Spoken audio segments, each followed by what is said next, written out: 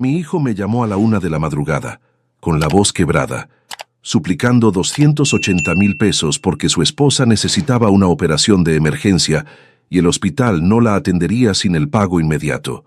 Y en esa hora oscura, casi le creí, casi permití que la culpa me arrastrara fuera de la cama hasta que escuché su voz de fondo susurrando instrucciones precisas. En ese momento, tomé una decisión. Dije una sola palabra: no. Luego colgué y me volví a dormir.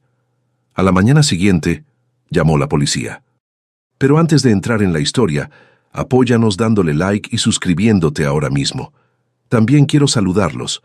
Déjenme en los comentarios su nombre, su ciudad y escriban la palabra presente. Quiero saber desde qué lugares tan lejanos me están escuchando. Todo comenzó con una llamada telefónica a la 1:07 de la madrugada. Agarré mi celular de la mesa de noche con el corazón ya acelerado. Después de 3 años durmiendo solo, me había vuelto un durmiente ligero. El resplandor rojo del reloj digital me quemaba la retina mientras contestaba. ¿Papá? Era Rodrigo, mi hijo. Su voz se quebraba al otro lado de la línea, aguda y desesperada. Papá, es Mariana. Necesita una cirugía de emergencia. Piden 280,000 pesos ahora mismo, o no la van a operar. Mi pecho se apretó. Mariana, mi nuera, la mujer que había sido parte de nuestra familia durante 5 años. Cirugía de emergencia.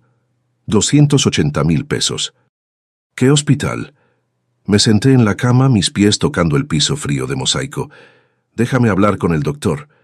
No hay tiempo para eso. Sus palabras se atropellaban unas con otras. Papá, por favor, ella está sufriendo mucho. Dijeron que si no transferimos el dinero antes de las 2:47 de la madrugada... 2:47. Algo en mi cerebro de ingeniero, 42 años de verificar cálculos, de saber cuándo los números no cuadraban, comenzó a enviar señales de alerta. Esa hora era extrañamente específica para una emergencia. Es cuando cierra la ventana de transferencia bancaria o algo así, continuó apresuradamente. No sé, papá, ¿puedes por favor enviarla? Había pasado 36 años siendo el papá que decía sí. Sí a las cuotas de fútbol que no podíamos pagar. Sí a la universidad. Sí al enganche de su primera casa. Pero mi difunta esposa Patricia también me había enseñado sobre los cimientos, sobre qué se sostiene y qué se derrumba. Rodrigo, escúchame. Mantuve mi voz nivelada. Respira hondo. Dime qué está pasando realmente. ¿Qué tipo de cirugía? ¿Dónde está ella? No me crees. Su voz se volvió plana. Eso no es lo que... Pero nunca te agradó ella. Tú y mamá siempre pensaron... Tu madre adoraba a Mariana. Lo interrumpí. Era verdad. Patricia la había llevado a comer cada jueves. Le había confiado la receta del mole de su abuela. Le había confiado. Tiempo pasado que golpeaba como un puñetazo. Rodrigo, por favor, dame algo. Cualquier cosa que tenga sentido. No puedo. Su voz se quebró. No como llorar, sino como romperse, como si alguien hubiera enrollado cuerdas alrededor de sus palabras y las estuviera jalando. Necesito que transfieras el dinero, por favor, a la cuenta que te estoy enviando ahora mismo. Déjame hablar con Mariana. Intenté de nuevo. O con una enfermera, alguien. Ella no puede hablar ahora, ya la están preparando. Entonces lo escuché a través del teléfono, estática atravesando cualquier habitación desde donde estaba llamando. Escuché su voz al fondo, no débil, no asustada, no sedada, clara, calmada, dirigiendo. Sabía que iba a decir eso. 7 palabras que cambiaron todo. No sabía que iba a hacer eso. No hablando con personal médico. Ella estaba hablando de mí, sobre mi respuesta, como si hubiera escrito toda esta conversación, como si esto fuera una actuación y yo acababa de dar mis líneas exactamente como se esperaba. Mi mano se apretó alrededor del teléfono hasta que los nudillos se pusieron blancos. Deberías llamar a su padre, Rodrigo, dije en voz baja. Las palabras salieron más firmes de lo que me sentía. Si Mariana necesita 280,000 pesos para una cirugía de emergencia, llama a don Héctor. Él tiene más dinero que yo. Silencio. Luego, papá, te quiero. Yo también te quiero, hijo. Pero la respuesta es no. Colgué. La habitación me tragó en la oscuridad. A través de la ventana podía ver la luz de seguridad del vecino proyectando sombras sobre el patio trasero. El mismo patio donde Rodrigo solía construir puentes con palos y lodo, donde Patricia había plantado rosas que todavía florecían cada mayo. Acababa de decirle no a mi único hijo por primera vez en 36 años. Esperé a que llegara la culpa, al peso aplastante de ¿y si estoy equivocado? En lugar de eso, sentí algo completamente diferente. Claridad. Como la primera respiración después de casi ahogarte, cuando el mundo vuelve a enfocarse. Cada ingeniero estructural conoce ese momento cuando estás revisando el diseño de un puente y de repente lo ves. La falla. El punto de estrés que no va a sostenerse. El lugar donde todo fallará si no actúas. Acababa de escuchar ese punto de estrés quebrarse. Sabía que iba a decir eso. Mi esposa solía bromear sobre que pensaba demasiado como ingeniero. No todos son cálculos de carga, Roberto, decía, pero también me apretaba la mano y agregaba, me alegra que sepas cuándo algo está por colapsar. Extendí la mano hacia su lado de la cama todavía hecho, intocado excepto por mi mano alisando las cobijas cada mañana. Mis dedos encontraron el borde de su almohada. Lo escuché, Patricia, susurré. Escuché la grieta. La pantalla del teléfono brilló con un nuevo mensaje. Un número de cuenta, información de routing, instrucciones para una transferencia a las 2:47 de la madrugada. Lo borré sin leer más allá de la primera línea. Luego me recosté mirando el techo. Mi ritmo cardíaco se había ralentizado. El pánico de la llamada de Rodrigo se había cristalizado en algo frío y claro. Mi hijo acababa de intentar manipularme para sacarme 280,000 pesos. O alguien lo había manipulado a él para pensar que necesitaba hacerlo. De cualquier manera, los cimientos estaban fallando, y yo acababa de negarme a verter concreto en una grieta. La culpa nunca llegó. Solo permaneció la claridad. Cerré los ojos y esperé el amanecer. En unas pocas horas, esa claridad sería puesta a prueba de formas que aún no podía imaginar. Pero por ahora, en la oscuridad de la 1:07 de la madrugada de mi recámara en Guadalajara, sabía una cosa con absoluta certeza. Algo estaba muy mal con mi nuera, y yo iba a descubrir qué era. 5 horas después estaba sentado en la mesa de la cocina, mirando una taza de café que había servido pero nunca tocado. La luz gris del amanecer se arrastraba por la ventana, pintando todo en tonos de duda. La casa se sentía diferente sin Patricia. No solo vacía, sino desequilibrada, como un puente al que le falta una viga de soporte. Esta mesa de cocina había sido nuestro ritual matutino durante 38 años. Su silla frente a mí todavía estaba en el ángulo exacto en que la había dejado hace 3 años, ese abril pasado. No había dormido. No podía. Cada vez que cerraba los ojos, escuchaba esa voz a través de la estática del teléfono. El reloj del microondas parpadeó a las 7:04, justo cuando mi teléfono sonó. Número desconocido. Mi primer pensamiento. Aquí viene la siguiente pieza. ¿Señor Mendoza? Una voz de hombre. Calmada, profesional, no cruel. Habla el oficial Kevin Ramírez del Departamento de Policía de Guadalajara. Necesitamos discutir una situación que involucra a su familia. Mi mano se apretó alrededor del teléfono. Lo escucho. Aproximadamente a la 1:15 de esta madrugada, se realizó una llamada al 911 desde la residencia de su hijo. Ramírez hablaba con la precisión cuidadosa de alguien que había dado este tipo de noticias muchas veces. La persona que llamó reportó a una mujer en esa dirección experimentando una emergencia cardíaca. 8 minutos después de que Rodrigo me colgó. Amigos, cada historia que les cuento sale todos los días. Pero YouTube solo se las mostrará si tocan el botón rojo de suscribirse. Toquen suscribirse, activen la campanita y nunca se perderán una historia. ¿Ya lo hicieron? Gracias. Los paramédicos fueron despachados inmediatamente, continuó Ramírez. Cuando llegaron, nadie abrió la puerta. No se localizó ninguna paciente. Hemos verificado con cada hospital en un radio de 80 kilómetros. Nadie que coincida con la descripción fue admitido anoche. Mi café se había enfriado, pero agarré la taza de todas formas. ¿Qué descripción? La persona que llamó al 911 proporcionó información de su seguro, señor Mendoza, su número de póliza, su fecha de nacimiento. Afirmaron que la paciente era su nuera, Mariana Mendoza. Ahí estaba. Confirmación de que no estaba paranoico, no estaba reaccionando exageradamente. Hay más, dijo Ramírez. Entre las 2 y las 4 de esta madrugada, alguien intentó acceder a su portal de seguros 3 veces. Los 3 intentos fallaron por contraseña incorrecta, pero el sistema registró la dirección IP. Coloqué la taza con cuidado, y la dirección IP rastrea de vuelta a la residencia de su hijo, señor Mendoza. La cocina pareció inclinarse. No porque estuviera sorprendido, sino porque ahora era real. No solo una llamada telefónica sospechosa, no solo el instinto de un padre. Esto era sistemático, planeado. No desesperación. Cálculo. He trabajado en casos de abuso financiero de adultos mayores durante 14 años, dijo Ramírez, y algo en su voz cambió. No lástima, reconocimiento. Este es un patrón que he visto antes. La llamada de emergencia, la cantidad específica de dinero, la presión, el intento de acceder a cuentas cuando el objetivo se niega. ¿Qué sigue?, pregunté. Oficialmente, estamos investigando la llamada fraudulenta al 911.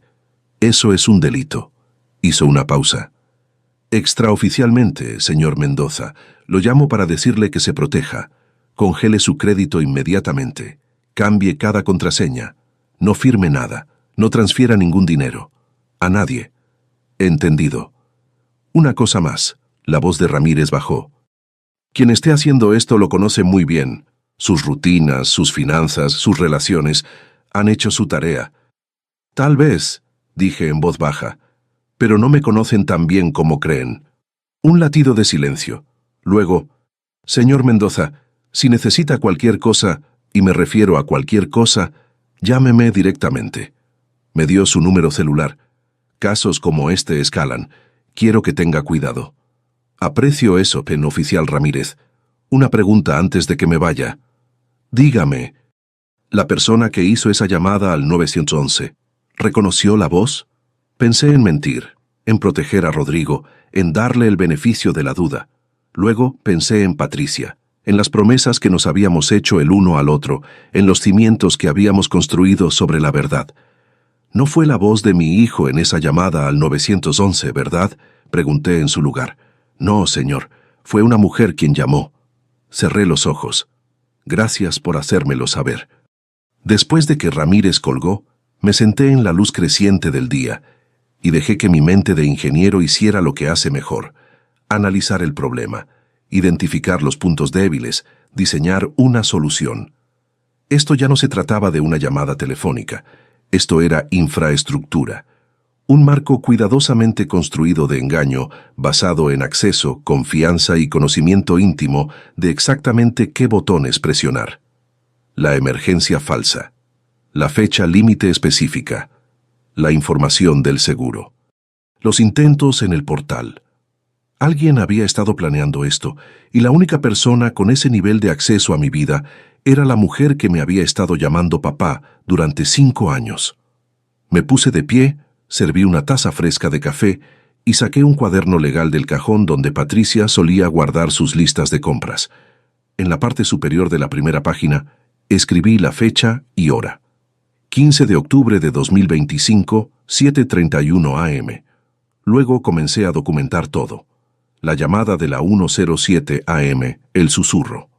El intento del 911, la violación del seguro, el número de Ramírez y referencia del caso. Mi difunta esposa solía bromear que yo sobrecalculaba todo.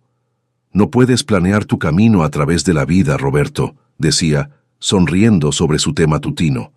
Pero también me había enseñado que algunas estructuras necesitan cálculos precisos, que algunos problemas requieren soluciones metódicas paso a paso, que algunos puentes necesitan ser quemados antes de que colapsen y arrastren a personas inocentes con ellos. El oficial Ramírez había tenido razón sobre una cosa. Quien estaba detrás de esto me conocía muy bien, pero lo que no sabían era que yo había pasado 42 años diseñando estructuras que podían resistir presión, que entendía los límites de carga y los puntos de estrés. Y exactamente cuánta fuerza se necesita para derribar algo. Y estaba a punto de aplicar cada lección que había aprendido. Patricia siempre decía que yo pensaba demasiado como ingeniero, pero hoy ese pensamiento iba a salvarme la vida, porque los cimientos estaban agrietándose, y yo era el único que podía detener el colapso. A las 9 de la mañana estaba en la patrulla del oficial Ramírez, dirigiéndonos al centro. Las hojas de otoño se esparcían por el periférico.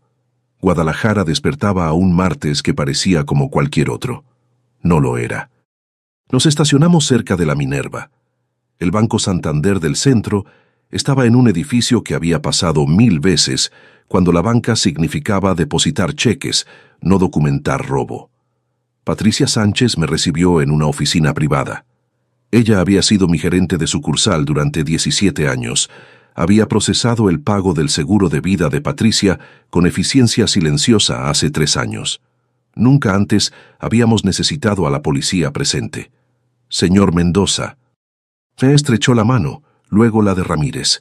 Su sonrisa profesional no llegaba del todo a sus ojos.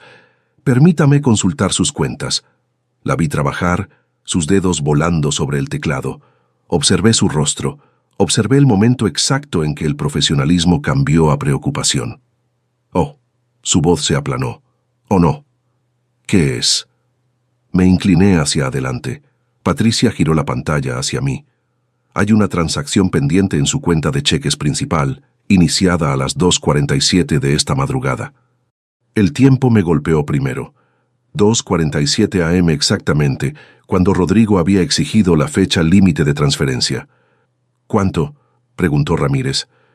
280,000 pesos. Patricia se desplazó hacia abajo, marcada por nuestro sistema de fraude debido al horario inusual y un dispositivo no reconocido, actualmente congelada pendiente de verificación. Mi boca se secó. No autoricé eso. Lo supuse. Hizo clic en algo más. Pero, señor Mendoza, hay más. La pantalla cambió. Apareció una cuenta diferente. Una que nunca había visto antes. Y esta es una línea de crédito a su nombre, dijo Patricia cuidadosamente. Abierta hace 6 meses, límite de crédito de 600,000 pesos. 6 meses. Justo después del Día de Muertos. Justo cuando Mariana había insistido en ayudarme a organizar mis finanzas después de la muerte de Patricia. Saldo actual girado, continuó Patricia. Ramírez ya estaba tomando notas. ¿Cuánto? La mandíbula de Patricia se tensó. 542,000 pesos. La oficina se inclinó. No los 280,000 pendientes que había rechazado a la 1:07 AM. 542,000 ya desaparecidos. Eso es imposible, dije. Nunca abrí esa cuenta. La solicitud muestra un usuario autorizado. Patricia abrió otra pantalla. Mariana González, listada como su nuera. Los estados de cuenta mensuales se envían a un apartado postal en Monterrey, Nuevo León. Monterrey, no Guadalajara, no mi dirección. ¿Puedo ver la solicitud? Mi voz sonaba distante, como si perteneciera a otra persona. Patricia imprimió los documentos, los deslizó sobre el escritorio. Miré fijamente la línea de firma en la parte inferior. Mi nombre, Roberto Mendoza, pero no mi firma. Había firmado mi nombre miles de veces durante 42 años, en planos, en contratos, en la escritura de nuestra casa, en el certificado de defunción de Patricia. Conocía el ángulo exacto de la R, la ligera vacilación antes de la M, la forma en que la A siempre quedaba más baja de lo que debería. Esta firma era demasiado redonda, demasiado pareja, demasiado perfecta. Esa no es mi letra, dije. Ramírez se inclinó. Falsificada. Solicitud escaneada. Subida en línea, confirmó Patricia. Nunca recibimos un original físico. ¿Cuándo se hicieron los retiros?, preguntó Ramírez. Patricia se desplazó por el historial de transacciones. Cantidades pequeñas al principio. 15,000 aquí, 12,000 allá.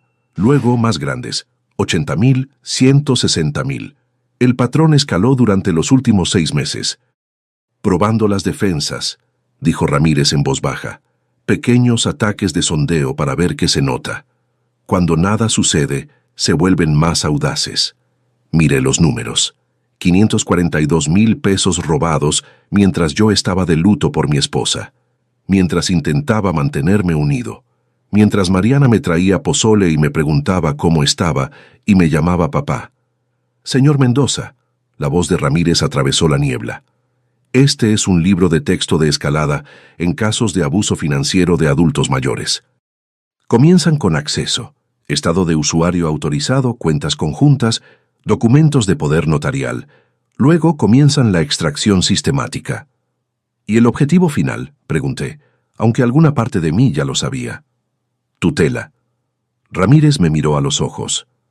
Una vez que establecen un patrón de que usted está incapacitado o no puede manejar sus asuntos, solicitan la tutela legal, y una vez que controlan sus decisiones legales, controlan todo: su casa, su retiro, su atención médica, todo.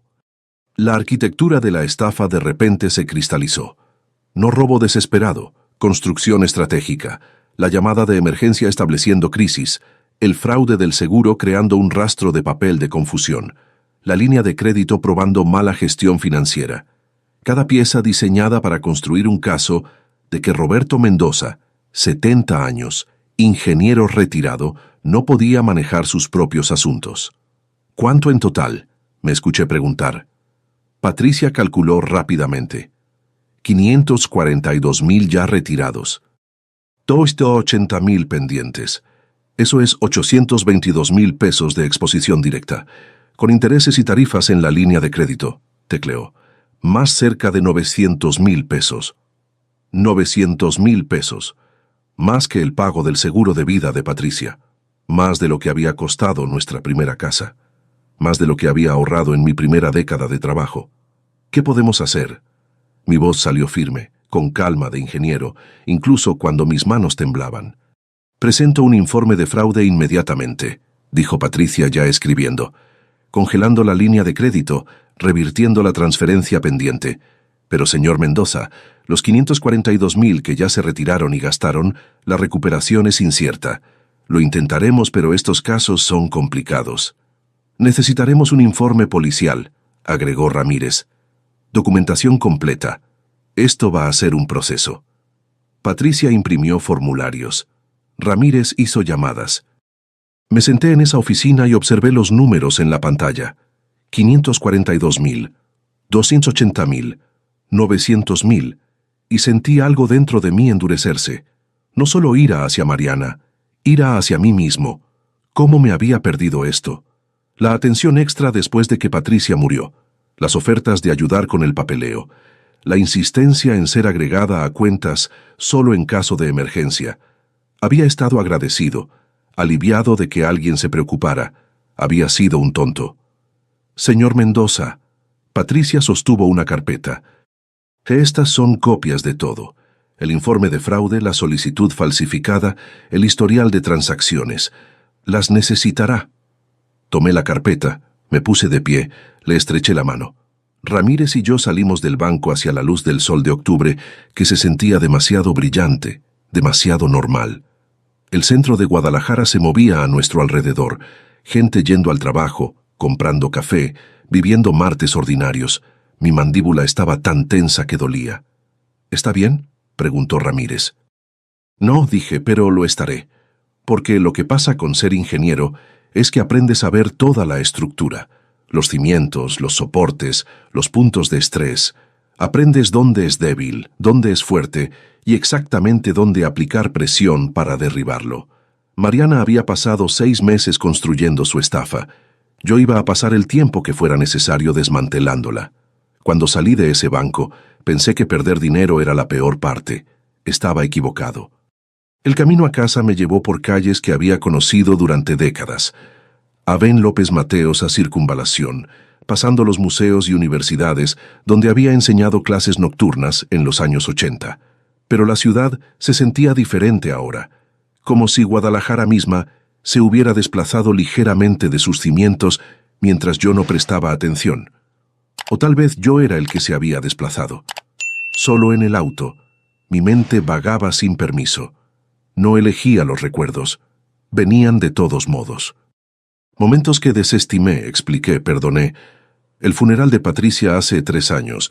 Yo había estado parado junto a su ataúd, entumecido, aferrándome al rebozo azul que ella usaba cada otoño.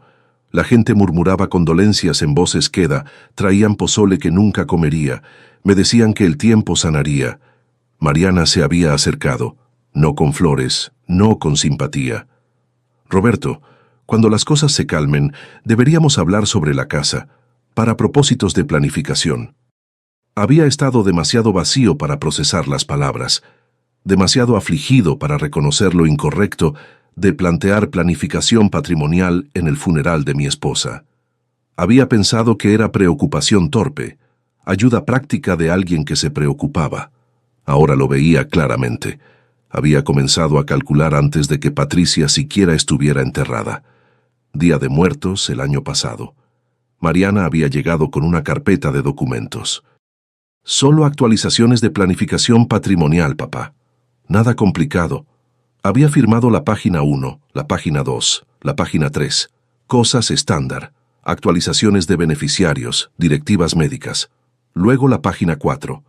Lenguaje sobre autoridad de toma de decisiones en caso de incapacidad. Algo me había hecho pausar. Un instinto de ingeniero reconociendo arquitectura defectuosa. Me gustaría que mi abogado revise esto primero. La sonrisa de Mariana no había llegado a sus ojos. Por supuesto, papá, lo que te haga sentir cómodo. Pero algo había pasado por su rostro, demasiado rápido para nombrarlo, demasiado sutil para señalarlo. Había reunido los papeles y nunca los había mencionado de nuevo. Yo había olvidado al respecto, enterrado bajo el ajetreo navideño y la niebla del duelo. Ahora entendía. Había estado probando, viendo si firmaría sin leer. Cuando no lo hice, lo archivó y pasó a otras estrategias.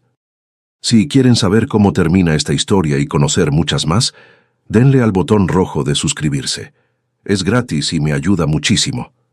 Me estacioné en mi entrada y me senté en el auto silencioso. El guión había sido escrito durante meses. Simplemente no lo había estado leyendo. Patricia debe haberlo visto. Por eso había hecho esas preguntas cuidadosas antes de que el cáncer le quitara el habla. ¿Estás seguro sobre Mariana manejando tus cuentas? Tal vez deberíamos mantener las cosas separadas. Le dije que no se preocupara. Le dije que Mariana era familia. Patricia había sabido más. Mi teléfono vibró. Un mensaje de un número desconocido. ¿Crees que puedes detenerme? No sabes de lo que soy capaz. Esto termina cuando yo lo diga. Miré la pantalla, la redacción, el tono. Reconocí la voz de Mariana incluso en texto. Antes de que pudiera responder, llegó otro mensaje. De un número diferente. No confío en nadie a su alrededor. Tenga cuidado. Mi pecho se apretó. El primer mensaje era una amenaza pura. Confirmación de que Mariana sabía que la había descubierto. El segundo era otra cosa. Una advertencia de alguien que quería ayudar. ¿Pero quién? ¿Un amigo? ¿U otra amenaza usando una máscara amistosa? El instinto me decía amigo. Alguien tratando de advertirme. Guardé ambos números. No respondí a ninguno. Luego salí del auto y caminé hacia mi puerta principal. La puerta por la que había pasado miles de veces. Cargando a Patricia sobre el umbral hace 40 años. Cargando a Rodrigo desde el hospital. Cargando comestibles y planos y todo el peso ordinario de una vida. La casa de repente se sentía menos segura de lo que había sido esa mañana. Abrí la puerta y entré. Cada sombra parecía contener una amenaza. Cada crujido de pisos viejos sonaba como un intruso. Pero Roberto Mendoza no había pasado 4 décadas diseñando estructuras huyendo de los problemas. Los resolvía. Cerré la puerta detrás de mí y me paré en la entrada. La misma entrada donde Patricia y yo habíamos colgado calcetines navideños. Donde habíamos fotografiado a Rodrigo antes del baile de graduación. Donde habíamos construido una vida sobre cimientos que pensé que eran sólidos. 2 mensajes de texto. 2 voces completamente diferentes. Una del enemigo que ahora había identificado. Una de un aliado que aún no podía nombrar. Pero antes de que pudiera descifrar qué significaba cualquiera de los dos, ya venían a mi puerta. La mañana siguiente llegó fría y brillante. Estaba sirviendo café cuando comenzó el golpeteo. Golpes agudos y agresivos que sacudieron la puerta principal en su marco. 9:00 en punto. Preciso, hostil. Dejé la cafetera y caminé hacia la puerta, ya sabiendo a quién encontraría. Mariana estaba parada en mi porche, lágrimas corriendo por su cara, maquillaje corrido, respirando en jadeos irregulares. La actuación había comenzado. Detrás de ella, Rodrigo estaba pálido y silencioso, incapaz de mirarme a los ojos. «¿Cómo pudiste, Roberto?» Su voz temblaba con dolor fabricado. «Me estaba muriendo, y le colgaste a tu propio hijo». Me empujó hacia la sala sin esperar respuesta. Rodrigo la siguió como una sombra. «¿Qué clase de padre hace eso? ¿Qué clase de persona?» Cerré la puerta y me volví para enfrentarlos, manteniendo mi voz nivelada. «No te estabas muriendo, Mariana». «¿Qué? ¿De qué estás hablando? Estaba en el hospital». «No», me mantuve calmado, firme como ingeniero. Ningún hospital en un radio de 80 kilómetros admitió a alguien que coincidiera con tu descripción esa noche. La llamada al 911 fue falsa. Los paramédicos no encontraron a nadie. Observé su rostro cuidadosamente, buscando la grieta. Por medio segundo, algo frío parpadeó detrás de sus ojos. Cálculo. Evaluación. Luego más lágrimas. «Roberto, estás confundido. Estás bajo tanto estrés». «Esto no es como tú». Caminé hacia la mesa de centro y tomé los estados de cuenta bancarios que había impreso esa mañana. Los dispuse lentamente, deliberadamente. Una línea de crédito de 600,000 pesos, abierta hace 6 meses. Tu nombre como usuario autorizado. Señalé la siguiente página. Estados de cuenta mensuales enviados a un apartado postal en Monterrey. Luego la solicitud. Una firma supuestamente mía, excepto que está falsificada. El rostro de Rodrigo se puso blanco. ¿Shock real o era tan buen actor? «Papá, no entiendo». Mariana lo alcanzó. «Rodrigo, tu padre claramente no está bien». «Conozco mi propia firma, Mariana». Mi voz permaneció plana. Factual. 42 años presentando informes de ingeniería me enseñaron a entregar verdades incómodas sin emoción. Ella pivotó. Víctima a cuidadora preocupada en 3 segundos. «Roberto, esto es exactamente de lo que tenía miedo». Su tono cambió. Se volvió clínicamente frío. «Estás olvidando cosas, confundiéndote, haciendo acusaciones infundadas». Se volvió hacia Rodrigo. «¿Ves lo que estoy diciendo? No está bien. Y necesitamos hacer algo para protegerlo de sí mismo». Me enderecé, elevándome a mi altura completa. «No estoy confundido y no voy a firmar nada. Congelé mi crédito, cambié todas mis contraseñas, presenté un informe policial. Encontré sus ojos. Lo que sea que estés planeando, se acabó». La máscara cayó por completo. El frío se asentó sobre sus rasgos como escarcha formándose en vidrio. No más lágrimas, no más actuación. Su voz se aplanó, cierta. «Ya presenté con el tribunal, Roberto. Petición para tutela de emergencia. Audiencia en 2 semanas». Dio un paso más cerca. Y vi algo en su cara que nunca había notado antes. No ira, ni siquiera malicia. «Victoria, eres un peligro para ti mismo, mentalmente incapacitado». La sonrisa que cruzó sus labios era pequeña, controlada, triunfante. «En 30 días no podrás tomar una sola decisión por ti mismo». Miré a mi hijo buscando un aliado, al niño que había criado, al hombre que había estado conmigo en el funeral de Patricia. Rodrigo miraba el piso, congelado entre nosotros, sin defenderme, sin apoyarla, solo paralizado. «Rodrigo», intenté alcanzarlo, no levantó la vista. Mariana se volvió hacia la puerta, Rodrigo siguiéndola mecánicamente. Hizo una pausa en el umbral. «Nos vemos en la corte, Roberto». La puerta se cerró de golpe detrás de ellos. Me quedé solo en mi sala, escuchando el eco de sus palabras. 30 días. Los días siguientes se convirtieron en una carrera contra el tiempo. 2 semanas para construir una defensa. 14 días para probar que todavía era el hombre que siempre había sido. Pero sabía una cosa de 42 años de ingeniería. La mejor defensa es una base tan fuerte que nada pueda sacudirla. Y una ofensa lo suficientemente precisa como para derribar cualquier estructura, sin importar cuán cuidadosamente construida. Día 3. Carolina Estrada. Había pasado la mañana investigando abogados de abuso de ancianos en Guadalajara. Un nombre seguía apareciendo. Carolina Estrada. 22 años de experiencia. Una reputación de ser feroz, inflexible y brutalmente efectiva. Su oficina estaba en Torres Corporativas.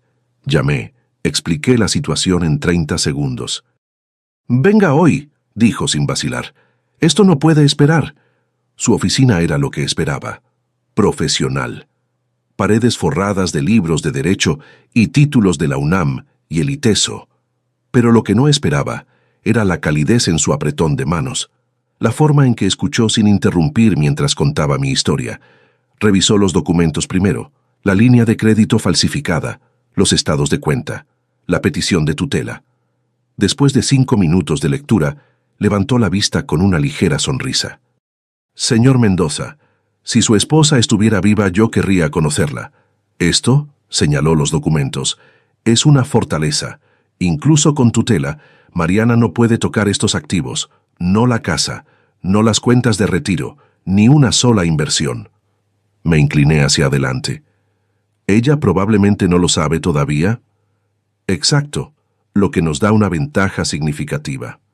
Luego Carolina extendió la petición de tutela.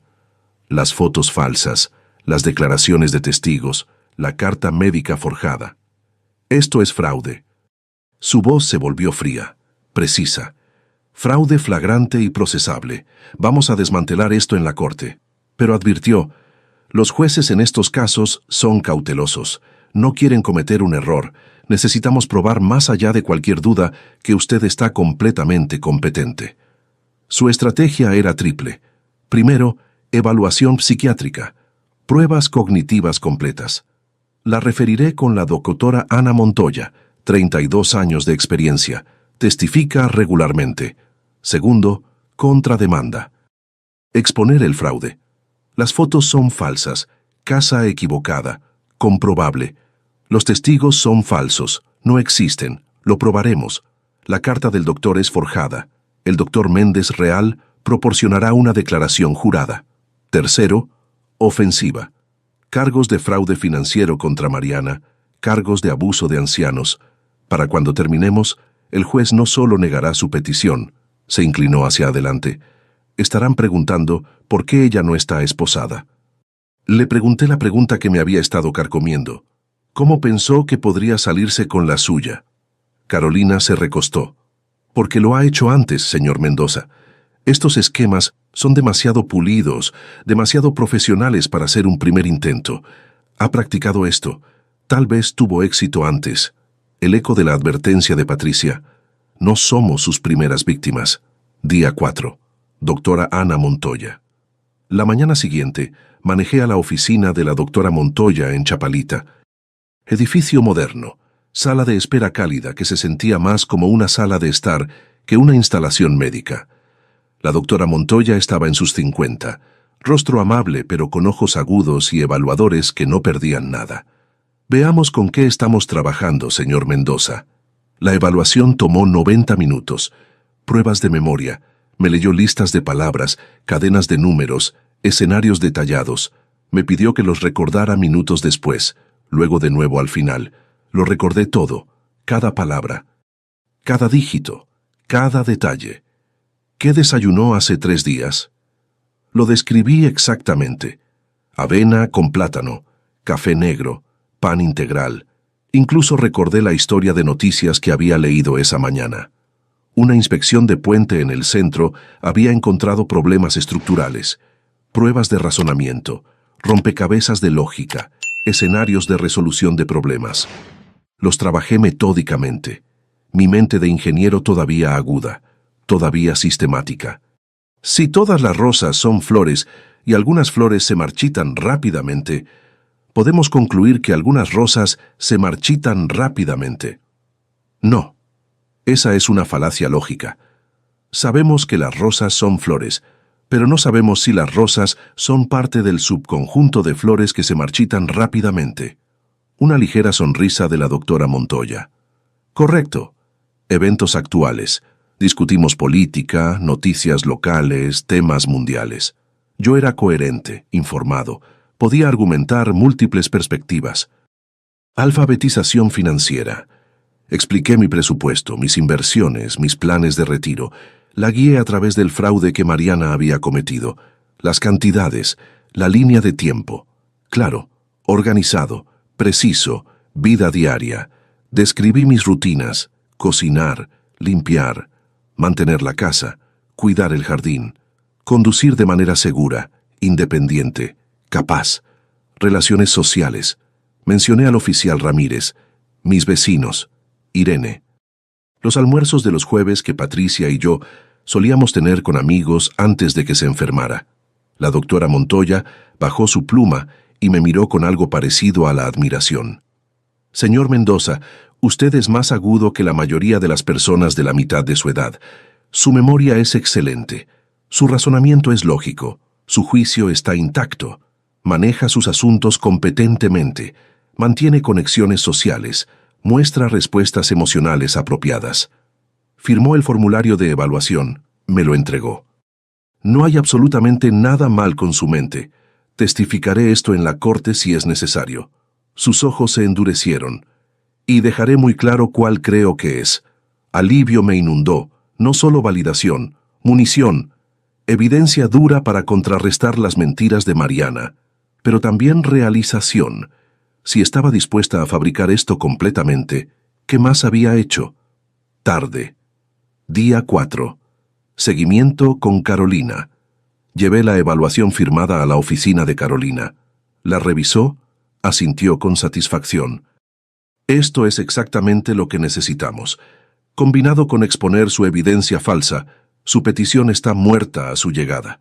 Luego esbozó una estrategia adicional. También estamos presentando una queja de acoso. Esos textos amenazantes que te envió. Solicitando una orden de restricción. Estableciendo un patrón de amenazas, fraude, abuso. Carolina levantó la vista de los documentos. Señor Mendoza, para cuando ocurra esta audiencia, usted estará a la ofensiva. Ella estará defendiéndose. Me había sentido como una víctima al entrar a esta pelea. Estaba saliendo de la oficina de Carolina sintiéndome como un guerrero. Tenía armadura, protección legal que no podía ser violada. Tenía armas, evidencia de fraude, prueba de competencia. Una abogada que peleaba como Patricia hubiera querido. Tenía aliados, Carolina, Ramírez, doctora Montoya, pero sabía que todavía me faltaban piezas. La verdad sobre el pasado de Mariana. ¿Quién era realmente ella? ¿A quién había lastimado antes? Manejé a casa mientras el sol se ponía sobre Guadalajara, pintando la ciudad en ámbar y sombra. 2 semanas de repente se sintieron como tiempo suficiente. Tenía mi defensa. Ahora necesitaba inteligencia. Era hora de profundizar en los archivos de Patricia y encontrar quién era realmente Mariana, porque Patricia me había dejado más que solo protección legal, me había dejado pistas, y era hora de seguirlas. Día 7. El timbre sonó a las 10 de la mañana. No esperaba a nadie. A través de la ventana vi a Clara Torres, mi vecina. Se veía ansiosa. Clara tenía 69 años, había vivido 3 casas más abajo durante 17 años. Había sido amiga de Patricia. Almuerzos de los jueves, club de lectura, la compañía silenciosa de mujeres que se habían conocido a través de décadas. Abrí la puerta. «Clara, ¿está todo bien?» «Roberto, necesito decirte algo». Sus manos se retorcían juntas. Vi algo esa noche, y me ha estado atormentando. La dejé entrar. Se sentó en el sofá, manos todavía moviéndose nerviosamente. La noche después de que rechazaste los 280,000 pesos, alrededor de medianoche, no podía dormir. Mi perro viejo estaba enfermo. Necesitaba salir. Estaba paseándolo en la calle cuando vi a Mariana fuera de la casa de Rodrigo. Mi pecho se apretó. Y no estaba enferma, Roberto. Clara me miró a los ojos. Estaba perfectamente sana, caminando normalmente. sin señales de dolor o angustia. ¿Qué estaba haciendo? Reuniéndose con alguien. Clara lo describió cuidadosamente. Un hombre estacionado calle abajo en un sedán oscuro, esperando. Mariana caminó hacia su auto, entró en el asiento del pasajero. Hablaron por quizás 20 minutos. Estaba demasiado lejos para escuchar nada. Luego él le dio algo, un sobre grueso de un maletín, documentos, creo. Mis manos se apretaron. ¿Lo reconociste? No. Demasiado oscuro, demasiado lejos. Pero Roberto sacó su teléfono. Tomé una foto. Pensé que tal vez estaba teniendo una aventura. Quería evidencia en caso de que Rodrigo la necesitara. Me mostró la pantalla. Toma oscura y granulada a través de una ventana de auto, pero lo suficientemente clara. 2 siluetas en un sedán. Una inconfundiblemente el perfil de Mariana. Marca de tiempo en la esquina. 12:52 AM, la noche de la emergencia falsa. Pero después de escuchar sobre tus problemas, continuó Clara, me di cuenta de que no se estaban reuniendo por romance, estaban tramando algo contra ti. Alivio y rabia guerreaban en mi pecho. Clara, esto es crucial. ¿Estarías dispuesta a testificar ante la policía o en la corte? Asintió firmemente. Patricia querría que te protegiera. Luego más tranquila. En realidad, ella me lo pidió. Antes de fallecer, dijo, si algo le pasa a Roberto, si esa mujer intenta algo, vigílalo por mí. Lágrimas picaron mis ojos. Patricia había preparado aliados incluso más allá de su abogada. Me había protegido a través de sus amigas, a través de personas que la amaban lo suficiente como para honrar sus últimas peticiones. Le agradecí a Clara. Obtuve su información de contacto para Carolina y Ramírez. Después de que se fue, me senté en la casa silenciosa y sentí la red apretándose alrededor de Mariana. Pero aún no había terminado. Esa noche, alrededor de las 8:00, otro toque llegó a la puerta. Suave esta vez. Nada como los golpes agresivos de Mariana.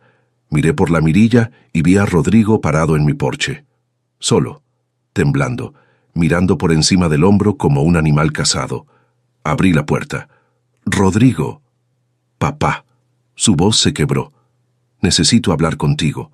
Mariana no sabe que estoy aquí. No tengo mucho tiempo. Lo jalé adentro, cerré la puerta con llave. Mi primer pensamiento, ¿es esto una trampa? Todavía está bajo su control, pero mirando el rostro de mi hijo, pálido, exhausto, aterrorizado, supe que esto era real.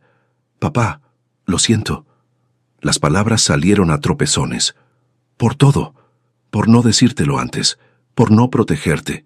Quise hacerlo cada día, quise detenerla. Sacó una pequeña memoria USB de su chaqueta. He estado grabándola durante 8 meses. Miré fijamente la memoria. ¿Grabando?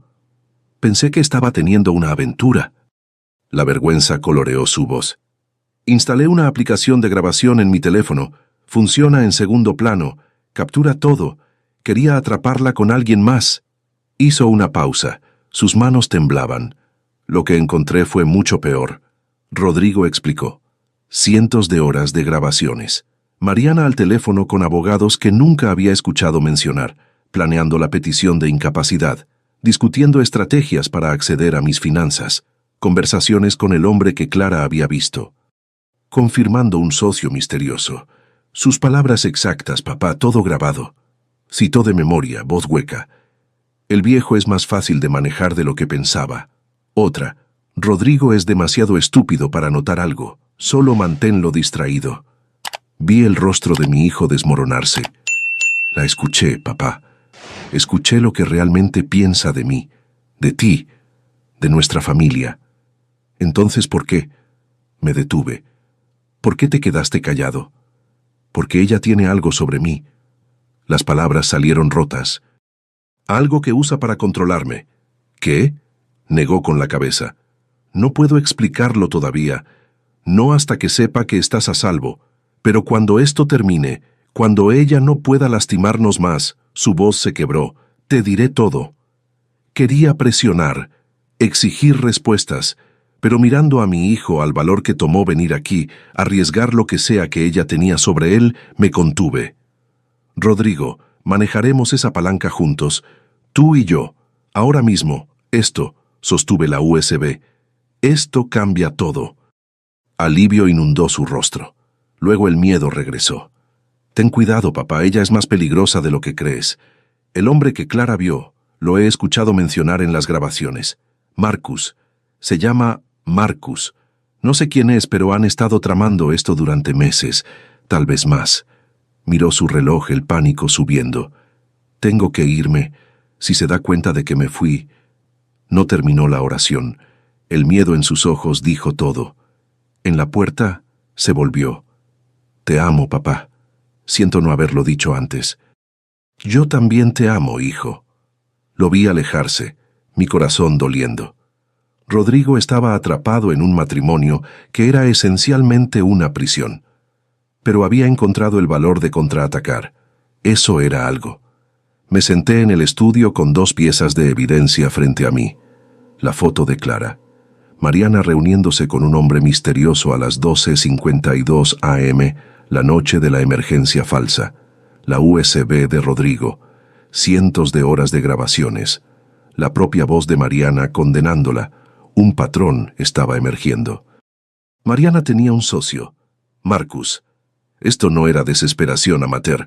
Esta era una operación profesional, planeada durante meses. Conecté la USB e hice clic en el primer archivo. La voz de Mariana llenó el estudio. Fría, calculadora, discutiendo a Roberto Mendoza como si fuera una marca, no un suegro. Antes de que pudiera escuchar durante 5 minutos, mi teléfono vibró. Un mensaje de un número desconocido, el que le advirtió. Mañana al mediodía, Birriería Cholula, Centro. Puedo ayudar. Venga solo. Miré el mensaje. 2 fuentes de evidencia. 2 advertencias sobre un socio llamado Marcus, y ahora un contacto misterioso que había estado observando desde las sombras, listo para dar un paso adelante. No sabía quién era A, pero sabía una cosa. Habían estado tratando de protegerme desde el principio. Mañana finalmente entendería por qué. La mañana siguiente llegué a la Birriería Cholula a las 11:50. El restaurante estaba lleno, como siempre. El olor a birria y tortillas recién hechas. El caos del mediodía en un ícono de Guadalajara. Estaba nervioso, reuniéndome con un extraño que me había estado observando. A las 12:00 en punto, un hombre se acercó. Principios de los 40, pero su rostro estaba marcado como si hubiera envejecido antes de tiempo. Ojos profundos que habían visto demasiado dolor. Su ropa era pulcra pero gastada. La cuidadosa economía de alguien que lo había perdido todo una vez y se negaba a perderlo de nuevo. Caminó directamente a mi mesa. Señor Mendoza, soy Aarón Herrera. Usted es A. Se sentó. Soy la advertencia que debió haber recibido hace 7 años. Aarón se inclinó hacia adelante, manos planas sobre la mesa. Sé lo que está pasando. Lo sé porque lo viví. Las llamadas de medianoche, las emergencias falsas, el robo sistemático, la sensación de que estás perdiendo la cabeza porque alguien en quien confiabas te está manipulando. Se inclinó más cerca. Hace 7 años conocí a una mujer llamada Chelsea Torres, sitio de citas en línea, fotos profesionales, perfil que sonaba auténtico, o eso pensé. Era hermosa, encantadora, me hacía sentir comprendido por primera vez en años. Aarón había estado divorciado, solo, vulnerable. Chelsea parecía perfecta. En 3 meses, estaba convencido de que había encontrado el amor de mi vida. Ella se mudó después de 6 meses. Aarón le dio acceso a todo, cuentas bancarias conjuntas, tarjetas de crédito. Conocía todas sus contraseñas. Confiaba en ella completamente, de la forma en que confías en alguien con quien planeas casarte. El robo sucedió gradualmente. Primero cosas pequeñas, cargos, retiros de efectivo. Chelsea siempre tenía explicaciones. Luego cantidades mayores. 40,000, 80,000, 120,000, líneas de crédito abiertas a nombre de Aarón que nunca había solicitado, solicitudes de préstamo con su firma falsificada. Para cuando la confronté, había tomado 640,000 pesos. Aarón esperaba negación, tal vez una disculpa. En cambio, Chelsea atacó, Fue a la policía primero, antes de que él pudiera. Afirmó que Aarón la había defraudado. Tenía evidencia, documentos con su firma que él había firmado sin leer cuidadosamente. Tenía testigos, personas que lo vieron amenazándola. El caso estaba preparado demasiado perfectamente, demasiado apretado. Aarón fue arrestado, acusado de fraude. Su propio abogado le dijo: «Acepta el trato. La evidencia en tu contra es abrumadora». «Pero yo no hice nada», Aarón había protestado. «No importa, un jurado te condenará basándose en lo que ven». Aarón cumplió 5 años en prisión estatal. Perdió su trabajo como contador, perdió su carrera, perdió su reputación, su vida destruida. Salió en 2020. Chelsea Torres había desaparecido, sin dirección, sin rastro digital, como si nunca hubiera existido. Pero Aarón no podía dejarlo ir. Pasó cada hora libre siguiendo pistas, rastreando patrones. Encontré el manual de juego. Chelsea no era su único nombre. Opera en ciclos. Nuevo nombre, nueva ubicación, nueva víctima. Espera años entre objetivos. Deja que los rastros se enfríen, pero comete pequeños errores, y los he estado recolectando. Hace 8 meses, Aarón había estado buscando el rostro de Chelsea en redes sociales. Un algoritmo sugirió una foto, un anuncio de boda. El nombre del novio era Rodrigo Mendoza. La novia a su lado tenía cabello diferente, estilo diferente. Se veía mayor. Pero los ojos. Reconocería esos ojos en cualquier parte. Aarón había investigado más profundo. Encontró registros de matrimonio. Chelsea Torres se había casado con alguien llamado González. Se convirtió en Mariana González. Se divorció de González, pero mantuvo su apellido. Luego se casó con Rodrigo Mendoza como Mariana González. Misma mujer, nueva identidad, nueva víctima. El cuaderno de Aarón documentaba al menos 4 víctimas verificadas más. Nombres, fechas, cantidades robadas, métodos usados. El patrón era idéntico en todos los casos. Dinero total tomado en 17 años, más de 3 millones de pesos de todas las víctimas combinadas. Estados: Jalisco, donde vivía Aarón; Nuevo León; Ciudad de México; Sonora. He estado observando desde que la encontré aquí. Vi las publicaciones de tu hijo volviéndose más preocupadas, más estresadas. Vi noticias sobre investigaciones de fraude de ancianos en esta área. Conecté las piezas. Te envié esa advertencia porque sé cómo opera. Para cuando te das cuenta de lo que está pasando, generalmente está 3 pasos adelante. Me miró directamente. «Señor Mendoza, usted tiene algo que yo nunca tuve. Un hijo dispuesto a reunir evidencia, un detective de policía real investigando, recursos para contraatacar, y claramente, asintió hacia mí, una esposa que se preparó para esto. Quiero ayudar, no solo por ti, sino por todos los que ella ha destruido. Las personas que no pudieron contraatacar». Le pregunté sobre Marcus. El rostro de Aarón se oscureció. En mi caso, había un abogado que la ayudaba, creaba documentos forjados, interpretaba al asesor legal. Creo que Marcus podría ser su versión actual. Estas personas nunca trabajan completamente solas, demasiado arriesgado. Siempre hay alguien creando el rastro de papel, proporcionando legitimidad. Aarón ofreció todo de su propio caso: registros judiciales, evidencia, testigos, documentación de otras víctimas de Mariana, algunos dispuestos a testificar. Si estás construyendo un caso contra ella, quiero participar. Es hora de que Chelsea Torres, o Mariana González, o como se esté llamando, finalmente enfrente la justicia.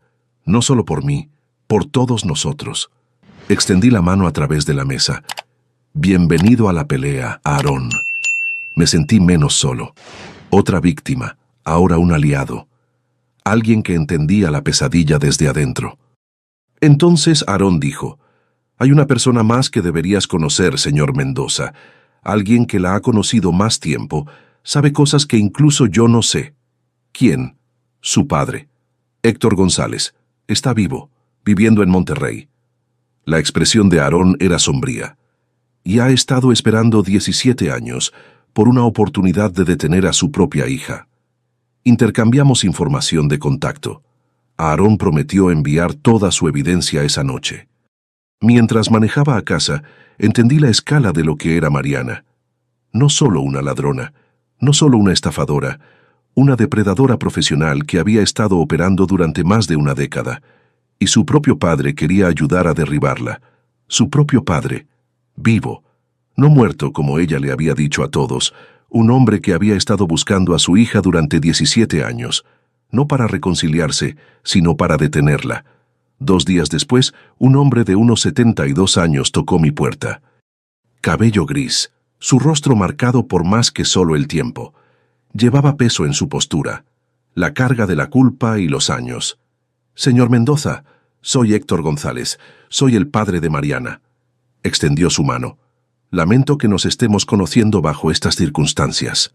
Le estreché la mano estudiando su rostro. Podía ver a Mariana en sus rasgos. Nos sentamos en la mesa de la cocina. Hice café. Héctor miró las fotos en mi pared.